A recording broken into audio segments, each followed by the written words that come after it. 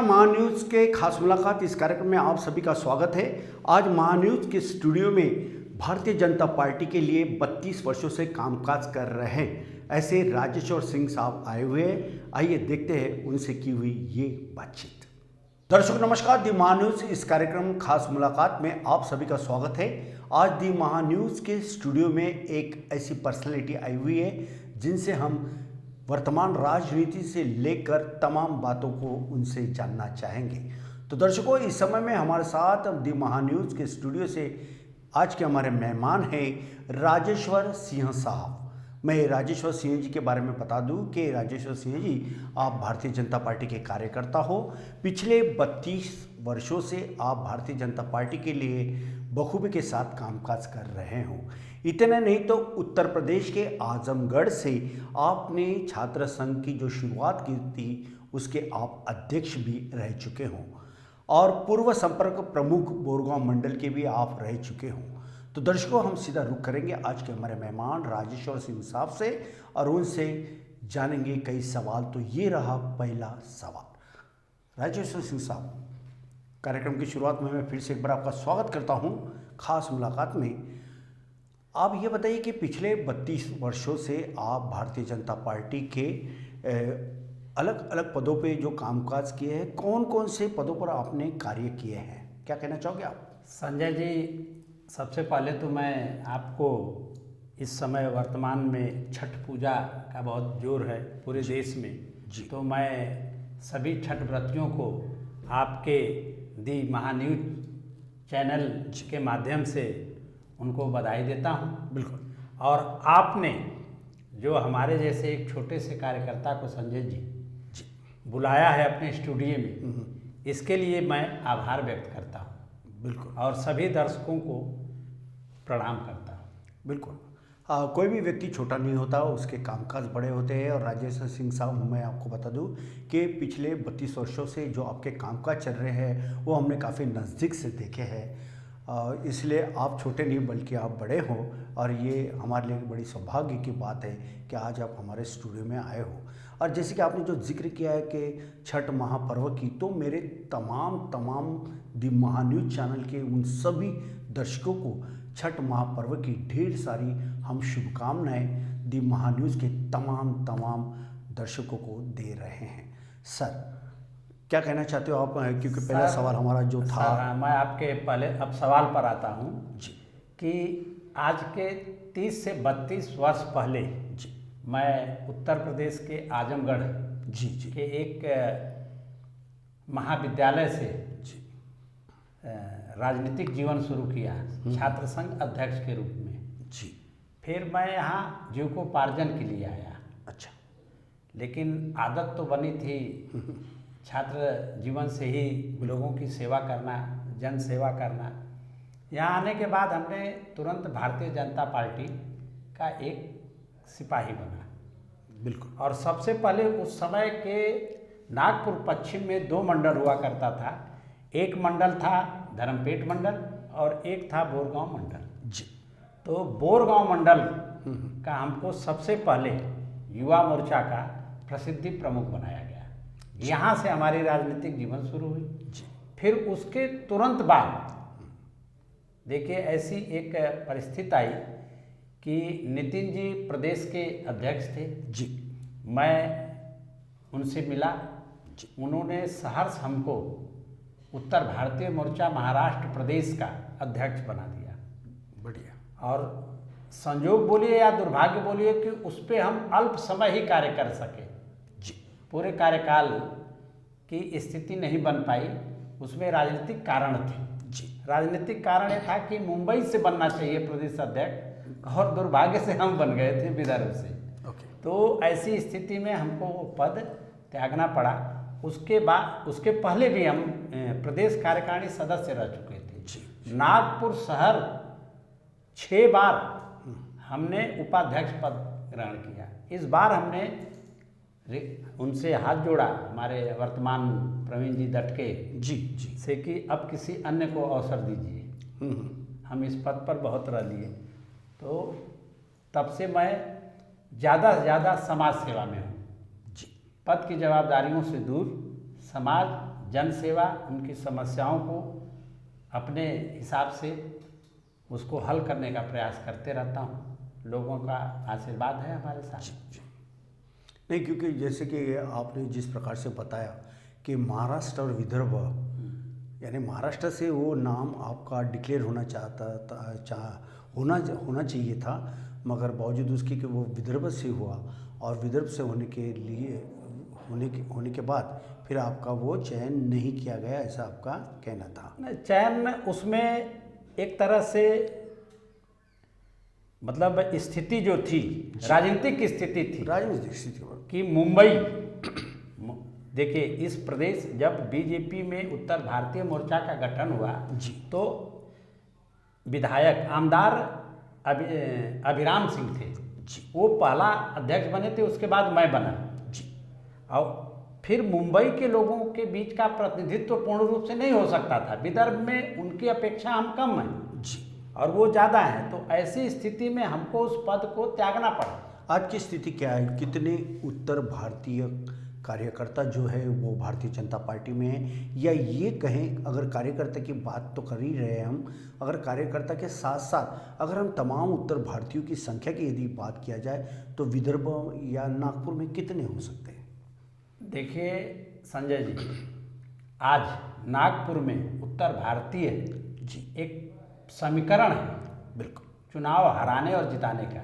जी, लेकिन नागपुर में या विदर्भ में जो उत्तर भारतीय हैं वो अपना निर्णय नागपुर में रह के नहीं लेते हैं। उनका उत्तर प्रदेश या बिहार में क्या चल रहा है जी, जी, लहर, उस आधार पर वो यहाँ भारतीय जनता पार्टी से बड़े पैमाने पर जुड़े हैं और जुड़े रहते हैं। इसको कोई बदल नहीं पाता है आज तक। यहाँ अगर हम चाहें कि हम उत्तर भारतीय मतदाताओं को बदल दें, ये स्थिति कोई नहीं बदल सकता, ये मैं दावे के साथ बोलता हूँ, क्योंकि उनका समीकरण बनारस से बनता है, उनका समीकरण आजमगढ़ से बनता है, गाजीपुर से बनता है, भभुआ से बनता है, रामगढ़ मोहनिया से बनता है बिहार में, क्योंकि वहाँ पर जो लहर होती है उस लहर के हिसाब से वो यहाँ पर कार्य करते हैं या समर्थन देते हैं। बिल्कुल। तो ये काफ़ी अच्छी जानकारी आपने दिया कि जो समीकरण की जो बात है, मतलब जैसे चुनाव आते हैं तो चुनाव में जो अपना योगदान, जो सहयोग जो होता है उत्तर भारतीयों का बड़े पैमाने पे होता है, ऐसा आज के हमारे मेहमान राजेश्वर सिंह साहब का ये कहना था। राजेश्वर सिंह साहब, मुझे एक बात ये भी जानना था कि जैसे कोई आज चुनाव आते हैं, लोकसभा हो, विधानसभा हो या फिर स्थानीय स्वराज्य संस्था यानी पार्षदों के जो चुनाव आते हैं तो लोग अक्सर खड़े होते हैं, लेकिन स्कूली जीवन से जो छात्र संघ से जो जुड़ा होता है वो कार्यकर्ता कितना बड़ा होता है? देखिए, जब हम उत्तर प्रदेश में थे तो छात्र संघ की राजनीति करने वाला आदमी सीधे विधानसभा का प्रत्याशी बनता था। जी बिल्कुल। लेकिन नागपुर में हम लोगों ने ये देखा कि बगैर कारपोरेशन के सदस्य बने आप आगे की राजनीति नहीं शुरू होगी, और इसका परिणाम कहीं न कहीं हमारे साथ तो घटा है जी। और हम बेधड़क बोल सकते हैं, क्योंकि हम भाजपा का समर्पित कार्यकर्ता हूँ संजय जी। जी जी जी, इसमें कोई दो राय नहीं है। हमारे साथ जो भी कुछ हो या न हो, हम रहेंगे भाजपा के। बिल्कुल बिल्कुल। अपनी बात अपने मंच पर रखेंगे, वो भी सत्य है, और वो करना भी हमारा कर्तव्य है, अधिकार है कि हम अपनी बात को रखें। लेकिन भारतीय जनता पार्टी के हर फैसले को, नितिन जी, देवेंद्र जी के हर फैसले को हम मानने के लिए भी उतना ही तैयार हैं जितना हम अपनी बात रखने का हक रखते हैं। बिल्कुल बिल्कुल, क्योंकि इस प्रकार का जो एक श्रद्धा भाव जो होना चाहिए, किसी के प्रति किसी का जो सम्मान होना चाहिए, और एक पीछे आपने बात कही है, क्योंकि अक्सर ये देखा जाता है कि कार्यकर्ता का जब कामकाज होता है उन्हें जो कुछ फ़ायदा होता है तभी वे अपने जो आला अधिकारी या जो बड़े नेता होते हैं उनके इर्द गिर्द दिखाई देते हैं, मगर जैसे ही उन्हें कुछ उनका मतलब बोलो या फ़ायदेमंद कोई चीज़ें जब साबित नहीं होती तो उनके इर्द गिर्द नहीं रहती, ये भी एक सच्चाई है। राजेश्वर सिंह साहब, मेरा एक सवाल ये भी था कि आप पिछले 32 वर्षों से लगातार जो कई आपने काम किया भारतीय जनता पार्टी के लिए, इसमें कोई दो राय नहीं है, क्योंकि हमने आपकी राजनीति बहुत नज़दीक से देखे। लेकिन क्या लगता है आपको कि वर्तमान की जो राजनीति है आप उसे किस नज़रिए से देखते हो? देखिए संजय जी, एक समय था कि राजनीति में लोग दल के लिए काम करते थे जी।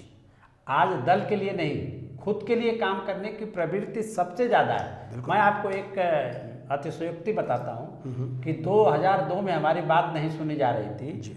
मैं नितिन जी के खिलाफ पर्चा भर दिया ओह, और उस समय हमारी उम्र 29 साल थी।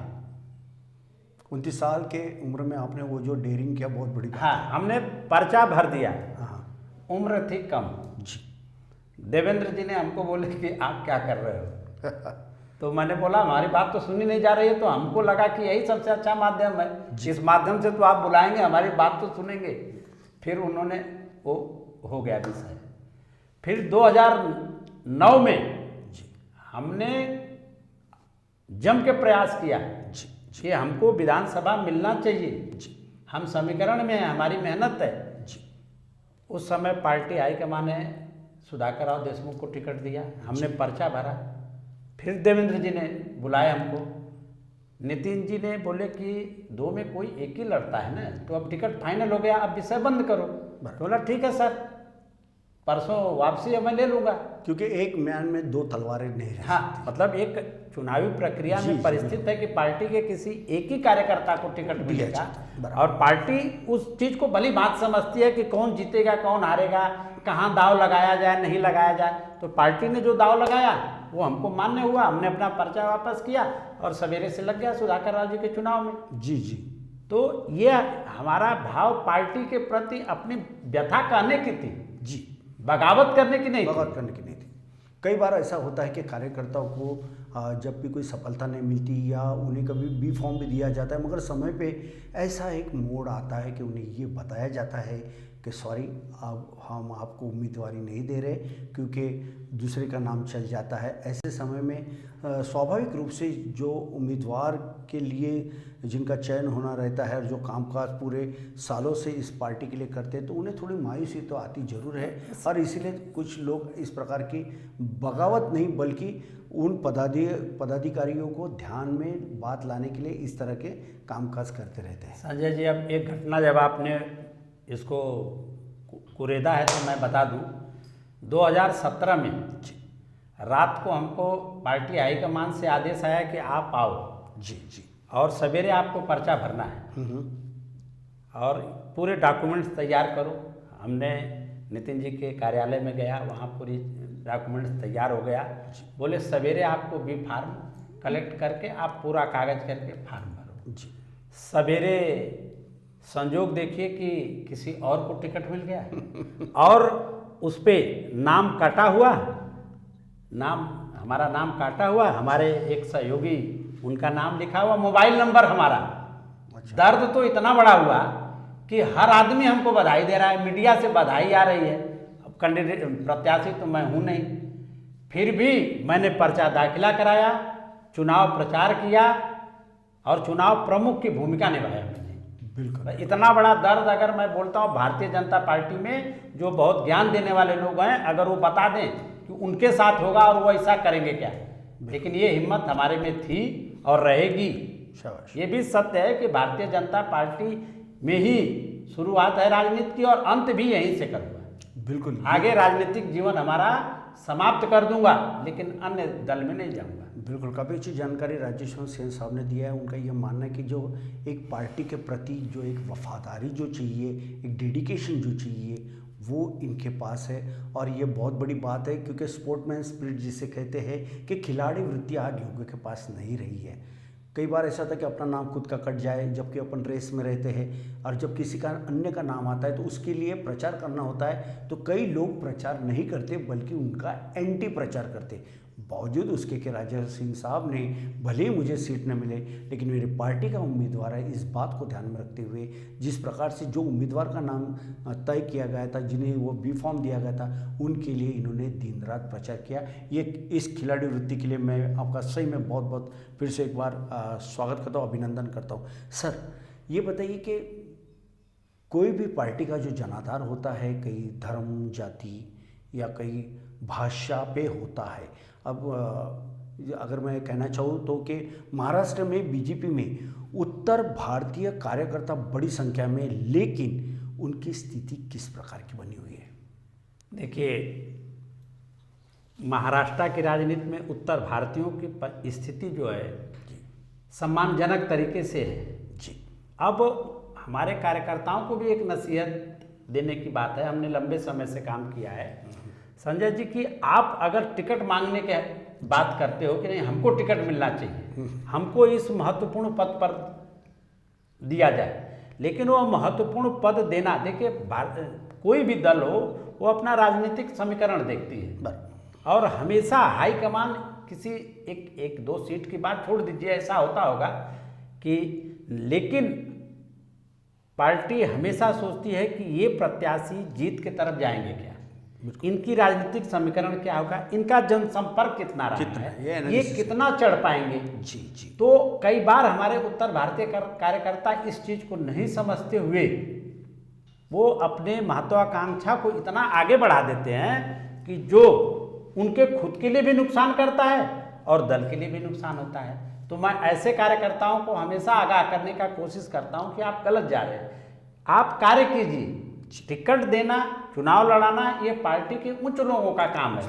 हमने लंबे समय तक, मैं बैठा हूँ, आप तो हमसे पहले, आप जिस पद पर आज हो उस पद पर तो हम लंबे समय तक पहुँचे ही नहीं थे और आज भी मैं हूँ आपके सामने, मैं उदाहरण हूँ। बिल्कुल बिल्कुल। तो कई कार्यकर्ताओं को समझाने की ज़रूरत है, कई कार्यकर्ताओं को उनके समझ में या सोच में कुछ न कुछ कमी हो जाती है, नहीं समझ पाते हैं। ऐसे में मैं अपने पार्टी के जो वरिष्ठ कार्यकर्ता हैं, वरिष्ठ पदाधिकारी हैं, उनसे चाहूँगा संजय जी उनसे संपर्क करें, उनसे बात करें और ऐसा चढ़ाने की भी प्रवृत्ति लोगों में बन गई है कि हाँ तुम्हारा बहुत अच्छा है, तुम मैदान में आ जाओ। जब वो मैदान में संजय जी जब आ जाता है तो फिर मैदान से हटने के लिए वो तैयार नहीं होता है, उसकी प्रतिष्ठा दांव पर लग जाती है। करेक्ट। उसके वजह से दल का नुकसान होता है। तो ऐसे स्थिति आने के पहले हमारे उच्च जो पदाधिकारी हैं उनको उनसे संपर्क करना चाहिए कि ऐसी परिस्थितियां चुनाव के समय में ना आए और यह पार्टी हित में होगा। ये हमारे राजनीतिक अनुभव के आधार पर मैं बोल रहा हूँ। बिल्कुल, काफ़ी अच्छी जानकारी राजेश सिंह साहब ने दी है। इनका ये मानना है कि कार्यकर्ताओं को कई मौके मिलते हैं, अगर उनके हितों में काम नहीं भी होता है तो भी उन्होंने कामकाज करना चाहिए, क्योंकि एक बैलेंस बनाना पड़ता है। हर किसी की मुराद या हर किसी का मनचाहा काम नहीं हो सकता, मगर सबूरी रखना चाहिए, श्रद्धा रखना चाहिए। और कहते हैं ना कि इंतज़ार के फल मीठे होते हैं, लेकिन ये कलयुग है, आज लोग इंतज़ार के चक्र में नहीं गिरना चाहते। लोगों को इंस्टेंट कॉफ़ी जैसा काम चाहिए और शॉर्टकट में। हाँ, शॉर्टकट से एक बात है सर, ये बताइए कि कई मैंने ऐसे मेरे जीवन में राजनेता देखे, कई कार्यकर्ता देखे जो शॉर्टकट से बहुत जल्दी अमीर बनना चाहते या जो राजनीति के क्षेत्र में बहुत बड़ा बनना चाहते। क्या जीवन में शॉर्टकट होना ज़रूरी होता है? देखिए संजय जी, ये इस बात का मैं सहज उदाहरण दूंगा, कोई हम अपने पर लेके नहीं दे रहा हूँ, कि हमारे सामने कई ऐसे कार्यकर्ता जिनका योगदान कोसों दूर था जी, लेकिन उनके नसीब में था। देखिए अंत में सब कुछ करके हमारी जो मान्यता और आस्था है कि राजयोग भी होना चाहिए। कई बार बहुत लोग मेहनत किए, अब हम लोग आज तक चुनाव नहीं लड़ पाए, अपने सामने कई कार्यकर्ता आए, चुनाव लड़ लिए, हाँ, लेकिन जब वो कार्यकर्ता हमको ज्ञान बताते हैं तब बुरा लगता है कि इनका इतना तो अनुभव नहीं है, इतना तो उनको मर्यादित रहना चाहिए कि आप वो हमको राजनीतिक ज्ञान तो नहीं दे। ठीक है, आप पद पर हो, आपका सम्मान है, लेकिन आप मर्यादा भी देखो। आज हमारे पार्टी में जो भी बड़े नेता हैं, नितिन जी या देवेंद्र जी, उनके सामने जो कई बार बड़े बुजुर्ग कार्यकर्ता आते हैं, उनकी चीज़ों को याद करते हैं, उनको नमन करते हैं। तो ये उनकी महानता है। तो जो उच्च पद पर बैठा है ना, उसके अंदर यह भावना होना चाहिए। बिल्कुल।